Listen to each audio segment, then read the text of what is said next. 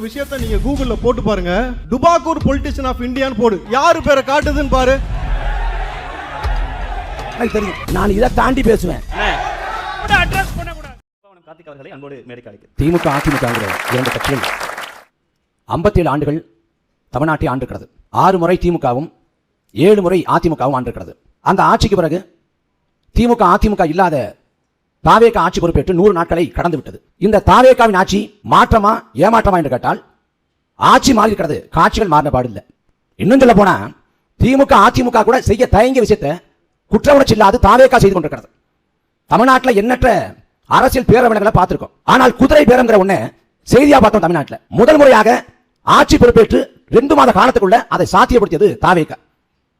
அதிமுகவை சேர்ந்த சட்டமன்ற உறுப்பினர்கள் எசகி சுப்பையா, சத்யபாமா அப்படின்னு 5-6 பேர் அவங்க 1 மாத காலத்துக்குள்ள வாக்கு செலுத்திய மை அழிவதற்குள்ளாக வந்து தாவேகால சேர்றாங்க.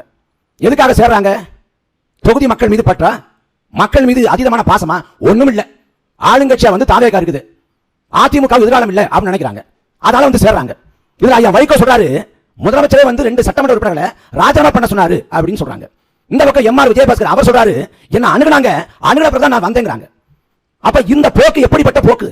இது ஜனநாயக படுகொலை இல்லையா? அப்ப இந்த செயலை செய்யக்கூடிய ஒரு கட்சி எப்படி மாற்றமா இருக்குங்கிற கேள்வி எழுப்புறேன்.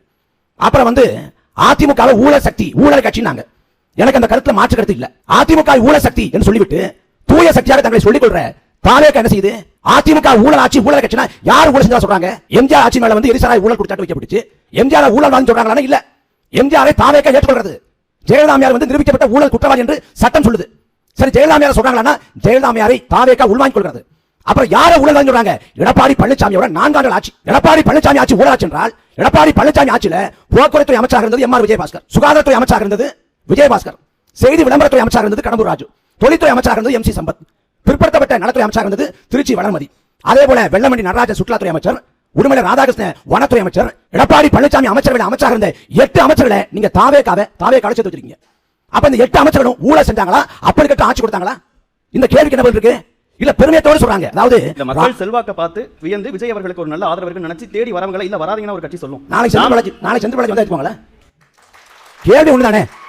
இதுல ராஜ்பவன் வந்து தனியார் பள்ளியில் ஒப்புதலுக்கு வந்து லஞ்சம் வாங்கல, அப்படி கட்ட அமைச்சருங்கிறாங்க. சரி, ராஜ்பவன் லஞ்சம் வாங்கல, நான் ஒத்துக்கிறேன், அந்த வாதத்துக்கு வர்றேன். முந்தைய ஆட்சியில யார் பள்ளிக்கல்வித்துறை அமைச்சராக இருந்தது செங்கோட்டையன், அன்பில் மகேஷ் பொய்யாமொழி, அதுக்கு முன்னாடி செங்கோட்டையன் பள்ளிக்கல்வித்துறை அமைச்சராக இருக்கப்ப லஞ்சம் வாங்கினாங்களா இல்லையா? ஐயா வைகை செல்வன் 6 மாத காலம் கல்வித்துறை அமைச்சர் இருந்தாங்க, அவங்க ஆட்சி காலத்துல வாங்கினாங்களா இல்லையா? அப்ப இந்த தர்க்க நியாயத்துல என்ன பொருள் இருக்கு? நீங்க தூய சக்திங்கிறீங்க, ஆனா பண்றது முழுக்க மோசடி. கரூர்ல பாதிக்கப்பட்ட 41 குடும்பத்துக்கு அரசு வேலை என்பது அதிகார முறைகேடு. ஆட்சிக்கு வந்தவன கூட அறிவிக்கல, 2 மாத காலம் கழித்து கரூர்ல இடைத்தேர்தல் வரப்போதுன்னு அறிவிக்கிறீங்க. 41 குடும்பத்தாருக்கு அரசு வேலை, அந்த குடும்பங்களுக்கு தலா 40 லட்சம் கொடுக்கப்பட்டு விட்டது. ஆனா 40 லட்சம் கொடுக்கப்பட்டு விட்ட பிறகு கூட இது போதுமானது இல்ல, அரசு வழங்குறீங்க. அமோனியா வாயு கசிவால 18 பெண்கள் இறந்து போனாங்க. அவங்க குடும்பத்துக்கு கொடுத்த தொடங்கிறது ஒட்டுமொத்தமா 2 லட்சம் தான். இதுல அரசு வேலை கொடுப்பது அதிகாரம் முறைகேடுன்னு சொன்னா இல்ல, பாதிக்கப்பட்ட மக்களை பத்தி நீங்க கவலைப்படுறதுங்கிறாங்க. உங்களுக்கு செய்தி தெரியுமா? கரூர்ல அந்த நெரிசலுக்குள்ள சிக்கிட்டு காயம்பட்டவங்க 104 பேர், 104 பேரும் சிகிச்சை பெற்று வீடு திரும்பினாங்க. அவங்களுக்கு தாவேகா சொல்லிச்சு 2 லட்சம், ஒருத்தருக்கு 2 லட்சம் தரணும்னாங்க. 11 மாசம் ஆயிடுச்சு, அடுத்த மாசம் ஓராண்டு வரப்போகுது. இது வரைக்கும் அந்த காயம்பட்ட 104 பேர்ல ஒருவருக்கு கூட 1 ரூபாய் காசு தாவேகா தரல. எனக்கு வந்து பணம் முக்கியம் இல்ல, சனந்தா முக்கியம் அப்படின்னு விஜய் எதற்காக அவங்களுக்கான நிவாரணத்தை தரல? இதான் கேள்வி. அப்புறம் 100 நாள்ல எந்த மாற்றத்தையுமே இடுமாவனம் காட்டி பார்க்கலையா? இந்த அப்பாவை கண்ணு தேடினார்ல, அந்த மாதிரி நான் மாற்றத்தை தெரிவிக்கிறேன். என்ன மாற்றம் இருக்குது? திமுக அதிமுக செஞ்சாங்கல்ல, அதை விட மோசமா தெரியுங்க. உங்களுக்கு பிடிச்ச ஆட்கள், உங்களுக்கு வேண்டப்பட்ட தயாரிப்பாளர் பார்த்தா வந்து ஜனநாயக பட தயாரிப்பாளர் வந்து அரசு பொறுப்பு அவருக்கு. இப்ப கல்பாத்தி அர்ச்சனா அவங்களுக்கு அரசு பொறுப்பு. நான் என்ன நினைக்கிறேன், இந்த புலி படம் எடுத்தவங்க, சுறா படம் எடுத்தவங்க, அப்புறம் குருவி படம் எடுத்தவங்க, வில்லு படம் எடுத்தவங்க ரொம்ப பாதிக்கப்பட்டாங்க. பார்த்து மக்கள் பாதிக்கப்பட்டாங்கன்னா படம் எடுத்து அவங்க பாதிக்கப்பட்டாங்க. அவங்களுக்கு அரசு பொறுப்பு கொடுத்துருங்க, அவங்க மட்டும் நினைச்சா என்ன கொடுத்து விடுங்க. இல்ல, அந்த பொறுப்பை யாருக்கு கொடுக்கணுங்கிறது மக்கள் தேர்ந்தெடுத்து முதல்வராக்கனோட உரிமை. அவங்க சொல்றாரு ஊரா வந்து ஏதாவது செயல்பாடுகளை தவறுந்தா தான் விமர்சிக்கணும். ஊரா விட்டு நெய்ல ஸ்வீட் செய்யாதீங்க போறோம்னு சொன்னாரு. இப்ப அவர் என்ன பண்றாரு? உருண்டையா ஸ்வீட் பண்றாரு ஊரா விட்டு நெய்ல. இதுல அந்த வெங்கட்ராமனுக்கும் தமிழ்நாட்டுக்கு என்ன தொடர்பு? அவர் எதற்காக அரசு பிரதிநிதியா இருக்கணும்? அவர் கர்நாடகத்தை சேர்ந்தவர் அப்படின்னு கேட்டா நிர்மல்குமார் ஒரு அதிபுத்திசாலி, அவர் கர்நாடக தெலுங்கர். என்ன தெளிவான விளக்கம்? இந்த ஆட்சியை பாருங்க, ஆட்சியை ஸ்ரீநாத் அமைச்சர் இருக்கிறார், அவர் வந்து கோயில்பட்டில பேசுறாரு. பேசுறப்ப வந்து இந்த மீனவர்கள் போராடுறாங்க தூத்துக்குடியில, அதை பத்தி கருத்து அதை வந்து அங்க வந்து கேளுங்க, தூத்துக்குடி வந்து தான் சொல்லுவேன். நாளை காவிரி பிரச்சனையை வச்சு பேசணும்னா எங்க கேட்கலாம்? இங்க பேசலாமா இல்ல கோயிலுக்கு போணுமா? அப்ப முழுக்க இந்த ஆட்சிங்கிறது ஒரு தீமையின் தொடக்கம். இதுல பாஜக எதிர்ப்பு கடந்த திமுக பாஜகவை சரிவர எதிர்க்கவில்லை, நாடகம் உடனே சொல்றோம். இதுல தாவேகா பாஜக எதிர்ப்புங்கிற உடனே மறந்துச்சு. ஆளுநர் சொல்றாரு நாங்க ஆய்வுக்கு கிளம்புறோம் அப்படின்னு ஆளுநர் சொல்றாரு. ஏதாவது உங்களுக்கு குற்றம் குறையை கண்டீங்கன்னா புகார் மனு எடுத்துட்டு ராஜ்பவனுக்கு வாங்குறாரு. ஆளுநரோட அந்தமே இருக்கிறதாக முதலமைச்சர் விஜய் வாய் தந்தாரா? வாய் தந்து கண்டிச்சு பேசினாரா? இன்னும் சொல்ல போனா தமிழ் தாய் வாழ்த்து 3வது தள்ளப்படுது. காரணம் யார்? ஆளுநர். குளத்தூர்ல கொத்து போட்டா போட்டீங்க, வரவேற்கிறேன். ஆளுநர் ஆளு போட்டா போடுங்களேன், ஏன் போடுறது இல்ல? நீட் தேர்வுக்காக தமிழ்நாடு முழுக்க போராட்டம், போராட்டம் தீர்மானம் நிறைவேற்றிருக்காங்கல்ல, அங்கதான் வரேன். நாம் தமிழரை வரவேற்றிருக்கல. அதாவது இது முதல் தடவை இல்ல, 4வது தடவை. திமுக ஆட்சி காலத்துல 3 தடவை, அதிமுக ஆட்சி காலத்துல மொத்தம் 4வது தடவை, திமுக ஆட்சி காலத்துல 2 3, அதிமுக ஆட்சி காலத்துல வரவேற்றாங்க. தீர்மானம் ஏற்றி என்ன பயன்? அடுத்த ஜனாதிபதி ஒப்புதல் தரணும். ஜனாதிபதி ஒப்புதல் தரணும்னா எப்ப தருவாரு? தமிழ்நாடு முழுக்க மாணவர்களும் இளைஞர்களும் வீதியில் இறங்கி போராட்டம் பண்ணாதான் ஜனாதிபதி ஒப்புதல் தருவார். நடக்காதுன்னு சொல்லப்பட்ட ஜல்லிக்கட்டு நடத்தி காண்பிக்கப்பட்டது. காரணம் தமிழ்நாடு முழுக்க நடந்த போராட்டம். அப்ப பறந்துபட்ட போராட்டம் தேவை. கட்சி போராட்டம் இல்லாம, இயக்க போராட்டம் இல்லாம ஒட்டுமொத்த மக்களும் வீதியில் இறங்கி போராட்டம் பண்ணணும். அப்படி போராட்டம் பண்றதுக்கு மெரினா கடற்கரை திறந்து விடுமா தாவேகா அரசு? இதே மெரினா கடற்கரைக்கு ஜல்லிக்கட்டு போராட்டத்தின் போது கைக்குட்டையை கட்டிட்டு வந்தாரு மூஞ்சில ஐயா விஜய். இப்ப திறந்து விடுங்களேன், ஏன் திறக்க மாட்டீங்க? போராட்ட களத்தை தயார் செய்யட்டும். போராடி மாணவர்களும் இளைஞர்களும் நீட் விளக்க வசப்படுத்துவாங்க. தீர்மானம் போட்டு அதோட வந்துட்டா என்ன ஆட்சி நிர்வாகம் இது? முதல் சுற்று கருத்தா எடுத்துக்கிறேன். அதுல ஒரே ஒரு கேள்வி கூடுதல். இதே போன்றதான் ஆட்சிக்கு வருவதற்கு முன்பாகவும் தேர்தல் பிரச்சாரத்திலையும் நாம் தமிழர் கட்சி இவ்வளவு விஷயங்கள் பிரச்சனையா இருக்கு தாவேகா குறித்து சொன்னீங்க. அப்பயும் மக்கள் செல்வா கூட ஆட்சி பொறுப்பேற்று வராங்க. அதற்கு பிறகாகவும் மக்கள்கிட்ட இது போன்ற எதிர்ப்புகள் இருக்குன்னு நினைக்கிறீங்களா? மக்கள் வந்து விஜய் செய்யறாரு, கொஞ்சம் டைம் கொடுக்கணும் அப்படின்னு நினைக்கிறாங்கன்னு பார்க்க வேண்டியிருக்கு. அதாவது விஜய் வந்து ஒரு கட்சியோட தலைவருக்காங்க, நாட்டோட முதலமைச்சர். அதை விட விஜய் சொல்லணும்னா அவர் வந்து ஒரு இன்ஃபுளுன்சர். இன்ஸ்டாகிராம்ல 5 லட்சம் பேர் 10 லட்சம் பேர் பின்தொடர்றாங்கன்னா விஜய் 5 கோடி பேர் பின்தொடரக்கூடிய ஒரு இன்ஃபுளுன்சர். அவர் என்ன சொன்னாலும் 50 லட்சம் பேர் நம்புவாங்க. சூரியன் வந்து வடக்க ஒதுக்கிங்க. ஆமா, நேற்று காலைல பார்த்தேன். புவியீர்ப்பு விசையை கண்டுபிடிச்சது புஷியானந்த். ஆமாமா, எனக்கு தெரியும். தொலைபேசியை கண்டுபிடிச்சது அலெக்சாண்டர் கிராம்பெல். ஆதோர்ஜனா. ஆமாமா. விஜய் என்ன சொன்னாலும் ஒரு 10 லட்சம் பேரால் நம்புவாங்க. இல்ல, இதை நீங்க மக்கள் எல்லாம் கொச்சைப்படுத்துறீங்க. மக்கள் தான் சொல்றேன், மக்கள் தான் சொல்றேன். மக்கள் தரங்கட்டு போட்டியில மக்கள் தான் சொல்றேன். யாரை சொல்றேன்? தேர்தல் களத்துல வேட்பாளர் யாரும் தெரியாம மக்கள் ஓட்டு போட்டிருக்காங்க. தேர்ந்தெடுக்கப்பட்ட சட்டமன்ற உறுப்பினருக்கு சுற்றுலாத்துறை அமைச்சகமா இல்ல சுற்றுச்சூழல் அமைச்சகமான்னு தெரியல. இந்த நிலையை பார்த்து மக்களை கோபப்பட செய்வேன். அப்ப இந்த தாவேகா ஆட்சிங்கிறது இது திமுகவை புனிதப்படுத்திடும். அதிமுக பரவாயில்ல கடைக்கு கொண்டு விட்டுரும். எங்களுக்கு முதல் நாளே தெரியுது இது தீமை அப்படின்னு. ஓட்டு போட்டவங்களுக்கு 2 வருஷம் தெரியும். ஏன்னா 91 ஜெயலலிதாமையார் வந்து 224 இடத்துல வச்சு போறாங்க. அசுரப்படத்தோடு உட்காராங்க. எதிர்க்கட்சியே இல்ல, கூட்டணி கட்சியான காங்கிரஸ் வந்து எதிர்க்கட்சியா உட்காருது. ஆனா 96ல 4 இடங்கள் தான் அதிமுக வெற்றி பெற்றுச்சு. ஜெயலலிதாவே பருவூர்ல தோத்து போனாங்க. ஆணவம் அகம்பாவம் இதெல்லாம் தமிழ்நாடு பார்த்துச்சு. எதுக்கெடுத்தாலும் கைது பண்ணுவோம், வழக்கு போடுவோம். போடுங்க, வழக்கு போடுங்க, கைது பண்ணுங்க. ஓகே, நாட்டு மக்கள் பாக்குறாங்க. தேர்தல் வந்து 5 ஆண்டுக்கு ஒரு முறை வரும். தமிழ்நாட்டை பட்டா போட்டு தரல. அதனால வாழ்க்கைங்கிறது வட்டம் நார்ல. அது விஜய்க்கும் புரியும், மக்களுக்கும் புரியும். புரியறப்ப உண்மையான மாற்றத்தை மக்கள் தேடுவாங்க, நாடுவாங்க. இந்த திரைமுகம் மக்களை விட்டு அம்பலப்படும்.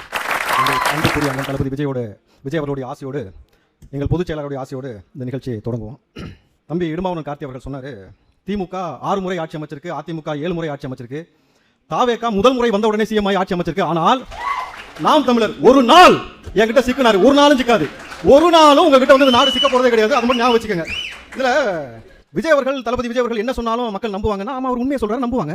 நீங்க சொன்னீங்களே பாம்பு கடிச்சா அப்படியே நில்லு, அசையாத, விஷம் ஏறாது, ஒரு கட்டுரை மாம்பு கொண்டு கடிக்க விட்டு பார்ப்போம். இடும்பா கடிக்க விடுவோம், விஷம் ஏறதா இல்லையா, நீ அமைதியா இருங்க, விஷம் ஏறதா இல்லையான்னு பார்ப்போம். சார், அரிசியை விட சின்னதா ஒரு தோட்டமா. இப்போ எங்க மௌலானா வந்திருக்காரு, அவர் காவல்துறை எல்லாம் வேலை செஞ்ச நபர்கள், பல நபர்கள் இங்க இருக்காங்க, உயர் காவல்துறை அதிகாரி பாப்பீங்க. அரிசியை விட சின்ன தோட்டம் எங்கேயாவது பாத்துக்கீங்களா? அப்படியே உள்ள போகுமா, அப்படியே விரிஞ்சிருமா, அதுக்கப்புறம் பாத்தீங்கன்னா அவங்க செத்துருவாங்க. அவர் சுட்டு பல நேரம் கடாஃபி வந்து அவர் கத்து கொடுத்தாரா? ஐயா, வைகோ அவர்கள் காட்டியது போல ஒரு காணொலி காட்டுங்க. நீங்கள் வந்து அதிபரோட இருந்த காணொலி ஒன்று காட்டுங்க பார்ப்போம். அதிபர் காட்ட சொல்லுங்க பார்ப்போம். சார், ஒரு விஷயம் தான் சொல்றேன். எங்க அண்ணன் சொல்றாங்க நம்புவார்னா உண்மையை சொல்றாரு, சத்தியத்தை சொல்றாரு, சாத்தியத்தை சொல்றாரு, மக்கள் நம்புறாங்க. அதனால தான் இன்னைக்கு அவரை முதலமைச்சர் உட்கார வச்சிருக்காங்க. நான் போய் சொல்லல, ஒரு விஷயத்தை நீங்க கூகுள்ல போட்டு பாருங்க. டுபாக்கூர் பொலிட்டிஷியன் ஆஃப் இந்தியா போடு, டுபாக்கூர் பொலிட்டிஷியன் ஆஃப் தமிழ்நாடு போடு. யாரு பேரை காட்டுது பாரு. அண்ணன் சீமான்னு காட்டும், சீமான்னு காட்டும். நீ பாரு, போட்டு பாரு, போட்டு பாரு. யா கூகுள்ல போட்டு பாரு. எமோஷன் ஆகாத, எமோஷன் ஆகாத. நீங்க சொன்னதை நாங்க ஏத்துக்கிட்டோமா? இப்ராஹிம் சார், கூகுள்ல வரதா சார் நான் சொன்னேன். நானா கூகுள்ல போய் ஃபீட் பண்ணேன். இப்ராஹிம் வருது, முடிச்சிங்களா? எங்கள் தலைவரை, எங்கள் தளபதியை நீங்கள் வந்து இவர் என்ன சொன்னாலும் நம்புவாரு அப்படின்னும் பொழுது நீங்க சொன்ன விஷயத்தை நான் சொல்றேன். இப்ராஹிம், சரி தம்பி, நீங்க எல்லாரும் சரி, இப்ராஹிம் கத்தி 10 நிமிஷத்துக்கு பிரயோஜனம் கிடையாது. ஒரு நிமிஷம் பேசும்போது நான் இங்க உட்கார்ந்திருக்கேன், கொஞ்சம் கேளுங்க. நீங்க ஆளும் கட்சி உங்க சார்பா பேசுறதுக்கு அண்ணன் இருக்காரு, இன்பவன் அண்ணன் பேசுவாங்க, இந்த பக்கம் 3 பேர் இருக்காங்க. எல்லாரும் அங்க இருந்து பேசிட்டு இருந்தீங்கன்னா சரியா வராது நிகழ்ச்சி. கொஞ்ச நேரம் அமைதியா ஆரோக்கியமா இந்த வார்த்தை கவனிங்க. அமைதியா இருங்க. இப்ராஹிம், ஆளுங்கட்சியின் சார்பா பேச வந்திருக்கீங்க. தாவேகா செஞ்ச 100 நாள்ல செஞ்ச மாற்றம் என்னன்னு பேசுங்க. துபாக்கூர் அந்த வார்த்தைகள்லாம் ஒரு மாண்புமிக்க இந்த மேடையில பேசாதீங்க. கருத்தியல் ரீதியா விவாதிங்க, கருத்தியல் ரீதியா குற்றச்சாட்டுகளை வைங்க. எங்க தலைவர் பார்வையாளர்கள் அமைதியா இருங்க. சரி, பேச முடியும், எல்லாரும் பேச முடியும், பேசுவோம், ஒன்றும் பிரச்சனை இல்லை, பேச முடியும். அண்ணா அமைதியா இருக்கு, நீங்க சொல்லுங்க. கார்த்தியனா அமைதியா இருக்கு. ஐயா பாருங்க, ஒரு நிமிஷம். அண்ணா விக்கிபீடியால யார் வேணாலும் என்ன வேணாலும் போடலாம். இதெல்லாம் போட்டு இது ஒரு டாபிக்னு பேசக்கூடாது. விக்கிபீடியால சொல்லல சார், கூகுள்ல சொல்லுது. இல்லண்ணே, கருத்தியல் ரீதியா பேசுங்க. இது சரி இது தப்புன்னு சும்மா கூகுள்ல போட்டு அப்படி வரலாம் பேசாதீங்க. நீங்க வந்து ஆளுங்கட்சி பிரதிநிதியா வந்திருக்கீங்க, கருத்தியல் ரீதியா இது தப்புன்னு பேசுங்க. எடுத்த உடனே தாவேகா செஞ்ச விஷயங்கள் மாற்றம்னு பேசுங்க. அதுக்கு பிறகு பேசுங்க. பார்வையாளர்கள் அமைதியா இருங்கன்னு சொல்றேன். உட்காருங்க. உங்க சார்பா இன்னும் பேசுவான்னு நினைக்கிறீங்களா இல்லையா? நீங்க பேசுங்க. எப்பயுமே ஒரு நிகழ்ச்சி ஒரு மாண்போட போகணும், நாகரிகமா போகணும். அதற்கு ஏத்த இடத்தை நீங்க ஏற்படுத்தி அந்த மாண்பை நீங்க பேசுறதுக்கு முன்னாடி யோசிச்சிருக்கணும். ஒரு முதலமைச்சரை கொடுத்து நீங்க என்ன வேணா சொல்லுவீங்க. நல்லா யோசிச்சு பாருங்க. நீங்க சொல்லுங்க. தம்பி, அவருடைய தலைவர் சொன்னதை நீங்க நம்பலன்னு சொல்லுங்க. துபாக்குங்கிற வார்த்தை என்ன வார்த்தை ஒரு அவையில? நான் பார்த்தேன், கூகுள்ல சொல்றேன் சார். எல்லாரும் கூகுள்ல ஒண்ணு பாப்பாங்க. அப்படி சொன்னா சரியா இருக்காது. பேசுங்க. பார்க்க சொல்லுங்க. பார்வையாளர்கள் அமைதியா இருங்க. கார்த்தியன் இருக்காரு, பேசுவார். நீங்க பேசுங்க இப்ராஹிம். சரி, இப்படி சத்தம் போடாதீங்க. விவாதத்தை ஆரோக்கியமா ரசிங்க. ஒவ்வொருத்தங்களும் பேசுனீங்கன்னா விவாதம் இதுலயே போகும். பாயிண்டே வரல. பேசுங்க. சரி தம்பி, நாங்க சைலண்டா இருந்து ஆட்சியை பிடிச்சோம். இப்படி கத்தி கத்தி உட்கார்ந்தாலும் உங்களை எத்தி விளையாடிட்டு இருக்க மக்கள் புரிஞ்சா? உங்களை எத்தி மக்கள் வந்து ஓரம் கட்டி வச்சிருக்காங்கன்னா என்ன காரணம்? அண்ணா பேசுங்க. அண்ணா சொல்லுங்க. கார்த்தியன் நீங்க சொல்லுங்க. சரிப்பா, நீங்க ஆட்சிக்கு வந்துட்டு பேசுங்கப்பா. அண்ணா நீங்க ஆட்சிக்கு வந்துட்டு பேசு. இப்ராஹிம், நீ ஆட்சிக்கு வந்துட்டு பேசு. இப்ராஹிம் வந்துட முடியுமா? 15 வருஷமா மக்கள் உங்களை எங்க உட்கார வச்சிருக்காங்க? எந்த இடத்துல உட்கார வச்சிருக்காங்க? 15 வருஷமா கதை சொல்லி பாக்குற, ஊர் சுத்தி பாக்குற, என்னென்னமோ சொல்லி பாக்குற. என்ன சொல்றீங்க இப்ராஹிம்? ஒரே ஒரு பார்வையாளர்கள் சொல்ற ஒவ்வொரு ரியாக்ஷனுக்கும் நீங்க ஸ்டேஜ்ல இருந்து பதில் சொல்லாதீங்க. பார்வையாளர் சொல்லுங்க சார். நம்ம இடமாவரன் சொல்லி தான் நான் போய் சொல்றேன். அவங்க ரியாக்ட் பண்றாங்க. நான் என்ன பண்றது? இப்படியே பேசுறீங்கன்னா 7 நிமிஷத்துல ஒரு மாற்றத்தை கூட சொல்லாம நீங்க உட்கார வேண்டியது. கொஞ்சம் பொறுமையா சார், பொறுமையா. அண்ணா நீங்க பேசுங்க. அமைதியா வாங்க. கார்த்தியன் நீங்க தான் சொல்லணும். கொஞ்சம் சொல்லுங்க. பொறுமையா இருந்தா தான் ஆட்சி வந்துப்பாங்க. அதுலயே நிக்க வேண்டாம். என்ன மாற்றத்தை 100 நாட்களில் தாவேகா ஆட்சி கொடுத்திருக்கிறது? அமைதியா இருங்க. ஒரு விவாதம்ங்கிறது ரெண்டு பக்கம் கருத்துக்கள் வாங்குறது. ஒரு கருத்தை சொன்ன உடனே அந்த பக்கத்துல சத்தம் போட்டீங்கன்னா அவங்களால பேசவே முடியாது. ஒரு நல்ல நிகழ்ச்சி நடைபெறணும்னா அமைதியா இருங்க. உங்க சார்பா வந்திருக்கிறவர் தானே கார்த்தியன், உங்க சார்பா வந்திருக்கிறவர் தானே கல்யாணம் சுந்தராங்க, உங்க சார்பா தானே பரந்தாமன் வந்திருக்காங்க. அவங்க பேச மாட்டாங்களா? தம்பிகளா, நீங்க கத்துறதை விட்டுட்டு இடுமானவன் எப்படி மேல வந்தாரோ அது போல வாழ்க்கையில எப்படி நீங்க மேடைக்கு வரணும் அப்படின்ற ஒரு பண்பை வளர்த்துக்கிட்டு அந்த அளவுக்கு தெரிஞ்சுக்கங்க. அந்த இடத்துக்கு வரீங்க. தீய உட்கார்ந்து கத்தனா கடைசி கத்திட்டே இருக்கணும். ஏன்னா கத்தியே பலன கூட கத்திட்டே இருப்பீங்க. உங்க இடுமானவன் அவர் சொன்னதுக்கு என்ன சொல்ற? அதிமுக ஊழல் கட்சி அப்படின்னு சொன்னாரு. இடுமானவன் சொன்னாரு அதிமுக வந்து ஊழல் கட்சி அப்படின்ட்டு. சரி, நீங்க என்ன சொன்னீங்க சீமான் அவர்கள்? திமுக அதிமுகவுக்கு மாற்றாக நாங்க வந்திருக்கோம், 2 திராவிட கட்சிக்கு மாற்றாக வந்திருக்கோம் சொல்லிட்டு ஐயா எடப்பாடி வீட்டுல போய் குத்த வச்சு சீமான் அண்ணன் ஏன் உட்கார்ந்தாரு கேட்டா அவ்வளவு பெரிய கட்சி அழிஞ்சிடக்கூடாதுன்னு நினைச்சு அதனால எடப்பாடியும் சசிகலாவும் சேர்த்து வைக்க போனேன்றாரு. ஊழல் கட்சியை சேர்த்து வைக்கிறதுக்கு நீங்க போய் குத்த வச்சு உட்கார வேண்டிய அவசியம் இருக்கு? அதான் அழின்னு சொல்லிட்டு தான் நீங்க வந்தீங்க. அப்ப அங்க போய் குத்த வச்சு உட்காந்தீங்க. சோ அதே மாதிரி பள்ளிக்கல்வித்துறை பத்தி சொன்னாரு. பள்ளிக்கல்வித்துறையில பாத்தீங்கன்னா அமைச்சர் ராஜ்மோகன் அவர்கள் அவர் எவ்வளவு சிறப்பாக செயல்பட்டு இருக்காரு நீங்க பாருங்க. சட்டமன்றத்துக்குள்ளேயும் உங்க எல்லாத்துக்கும் பாடம் எடுத்துட்டு தான் இருக்காரு. அந்த பாடத்தை நீங்க கத்துக்கிட்டு தான் இருக்கீங்க. போன முறை பள்ளிக்கல்வித்துறை அமைச்சராக இருந்த அன்பில் மகேஷ் அவர்கள் என்ன செஞ்சிருக்காரு அவர் ஆட்சியில? நீங்க ஆளுங்கட்சியாக இருக்கும் பொழுது திமுக ஆட்சியில பள்ளிக்குள்ள பாலியல் அத்துமீறல் தொடர்ச்சியா நடந்து கொண்டே இருந்தது. சின்ன பிள்ளைகளுக்கும் பாலியல் அத்துமீறல் நடந்து கொண்டே இருந்தது. அண்ணா யூனிவர்சிட்டிக்குள்ள போனவன் பேரு ஞானசேகரன், அவன் மச்சா மாதிரி கூப்பிட்டு சுத்துறது யாருனாக்கா மாசு அவர்கள். தொடர்ச்சியாக 207 ஸ்கூலை மூடிருக்கீங்க. இது வரைக்கும் பள்ளிக்கல்வித்துறையை வச்சுட்டு உங்களால ஒண்ணு கழட்ட முடியல பொழுது இந்த முறை பள்ளிகளுக்காக வாங்கக்கூடிய அந்த காசுகளை ஒழிச்சிருக்கு. தாவேகா அரசு வந்த உடனே ஊழல் என்ற ஒரு விஷயம் இல்லாம போச்சு. ஊழலும் இல்லாம போச்சு, சீமான் ஒருத்தர் இல்லாம போயிட்டாரு. நல்லா புரிஞ்சுங்க. இப்ராஹிம் ஒரு நிமிஷம். ஒவ்வொரு பாயிண்ட் நீங்க ரன்னிங் கமிட்டி கொடுத்திருந்தா ஷோ எப்படி பண்ண முடியும்? இப்ராஹிம் பேசுங்க. சரி, இப்போ அர்ச்சனா கல்பாத்தி அவர்களுக்கு வந்து இந்து அறநிலைத்துறையில் வந்து ஒரு பொறுப்பு கொடுத்ததை பற்றி சொன்னாரு. சரி, அர்ச்சனா கல்பாத்தி அவர்களுக்கு பொறுப்பு கொடுத்ததை பத்தி முடிவெடுக்க வேண்டிய இடத்தில் இருப்பவர் முதலமைச்சர் அவர்கள். அவர் அந்த முடிவு எடுத்தாரு. நீங்க வேணா அதுக்கு பிறகு அந்த இடத்துக்கு இப்ப யாரை போடலாம் நினைக்கிறீங்க? அண்ணன் சீமானை போடலாமா? அதாவது சிவன் ஒரு காம கொடுறேன், பார்வதி ஒரு ஊத்தம் உண்டு ஒரு பேசிருக்காரு. கிருஷ்ணனை வந்து நீங்க வந்து கைது பண்ணணும். அவர் பேசுற விஷயம் சார் பொதுவெளியில இருக்கு சார். இப்ப அத பேச வேண்டிய தேவை என்ன சார்? இவங்க இப்பதானே பேசிட்டு இருக்காங்க.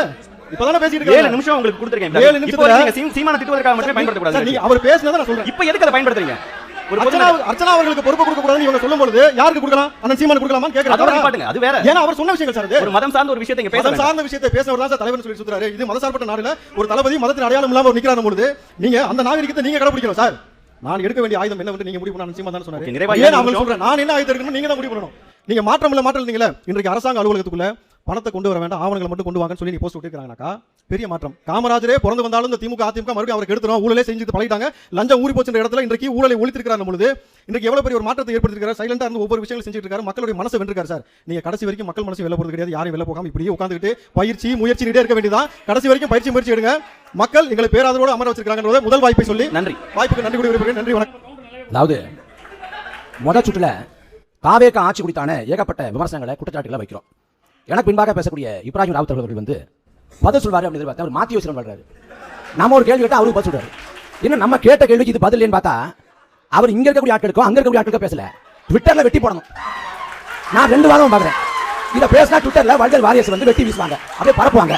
அதுல புலங்காய் அடையிறதுக்கு கேள்வி வைக்கணும்ல, கேள்விக்கு பதில் சொல்லணும்ல. அதுக்கு தரம் தாழ்ந்த சொற்களை ஒரு அவைனா அந்த அவைக்குன்னு சில மாற்றிட்டு இருக்கு. இதை பயன்படுத்தக்கூடாது. அந்த குறைந்தபட்ச கண்ணியத்தை கூட கொடுக்க மாட்டீங்கன்னா எப்படி? தலைப்பண்ண மாற்றம் நீங்க மாற்றம் பேசுறீங்க, நாங்க ஏமாற்றம் பேசுறோம். நான் ஏமாற்றம் சொல்றேன், நீங்க மாற்றம் சொல்லுங்க. எது மாற்றம் கேட்டா ஜெகதீஷ் பண்ணி சொல்றாரு, ஒன்னா உட்கார வச்சதான் மாற்றமா. இதுக்கா கட்சி ஆரம்பிச்சீங்க, இதுக்கு ஆட்சி பிடிச்சீங்க. 3 பேரும் பேசுறாங்க, ஐயாவும் பேசுனாங்க, வயிற்றுல ஐயாவும் பேசுனாங்க. நான் 3 பேர் பேசுறது ஏதாவது பாயிண்ட் தேர்ந்து பார்த்துட்டே இருக்கிறேன். இந்த சுந்தரன் சொல்லுவாரு, அதுல ஒண்ணு கீழே போட்டுங்க. அந்த மாதிரி தான் நீங்க காவிரிச்சிகள் குறித்து மட்டும் நேர குறைவு, அதனால காவிரிச்சிகள் குறித்து மட்டும் பேசுறேன். அந்த விஷயம் அதாவது குறுவை சாகுபடிக்கு ஜூன் 12ஆம் தேதி மேட்டூர் அணை திறக்கப்படணும். ஆனா இந்த ஆண்டு திறக்கப்படல. குறுவை சாகுபடி போய்த்து போச்சு. 1 லட்சம் ஏக்கருக்கு மேல விவசாயியோட பாசன பகுதி அழிஞ்சு போச்சு. அப்ப குறுவை சாகுபடிக்கு மேட்டூர்ல இருந்து தண்ணி வரப்போகுது, விவசாயிகள் திருவிழா போல கொண்டாடுங்க என்று சொல்ல வேண்டிய நீர்வளத்துறை அமைச்சர் சொல்றாரு, ஜனநாயகன் படம் சாக போகுது, திருவிழா போல கொண்டாடுங்க. ஓகே ஓகே கார்த்திக், துறை சார்ந்த எந்த புரிதலும் இல்லாத, நாடு குறித்து மக்கள் குறித்து எந்தவித அக்கறையும் இல்லாத ஒரு மோசமான ஆட்சியாளர்களை தமிழ்நாட்டு வரலாற்றில் நாம் கண்டிருக்கோம். ஓகே கார்த்திக், கலப்புரை காலம் முடிச்சறேன். கார்த்திக் டைம் இல்ல, அடுத்து 2 பேர் பேசணும்.